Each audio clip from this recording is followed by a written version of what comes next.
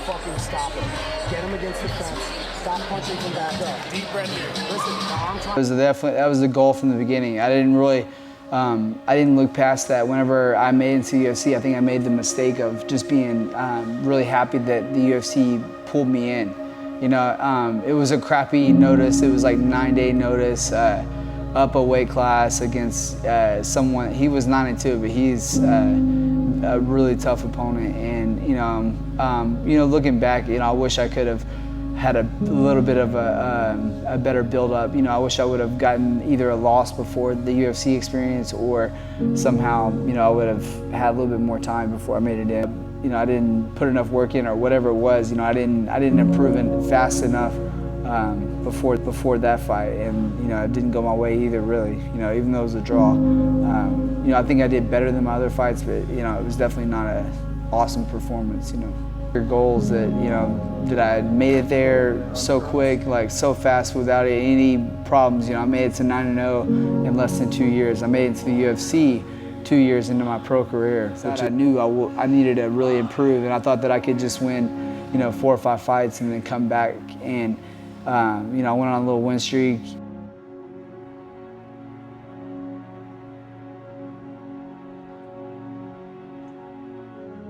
And took a really, really big loss because I thought that, you know, that I was just better than everyone else at the UFC, and had a slugfest with a really tough striker, which is Kevin Aguilar. He's now in the UFC, and he dropped me.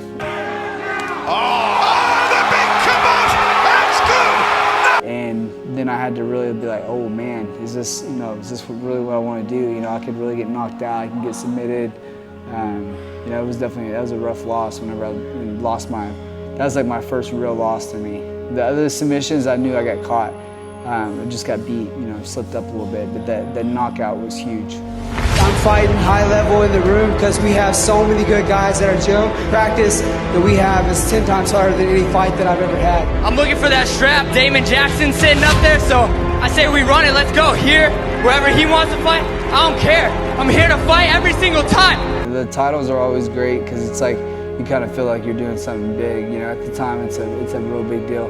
But if you break it down, like, you know, whatever promotion you fight for, if you're not in the top 20 in the world, then you know you really you can't be over satisfied with that. You know, it's definitely like a step to the right direction, but it's something that, you know, you think it's a really big deal, and then you look back a year from after that, and then you realize that, you know, you haven't done shit, and that's just something that, kind of with all my title fights, I make them a big deal at the time, and as soon as the fight's over, it's just another fight until you are fighting for that number 1, number 2 spot in the world.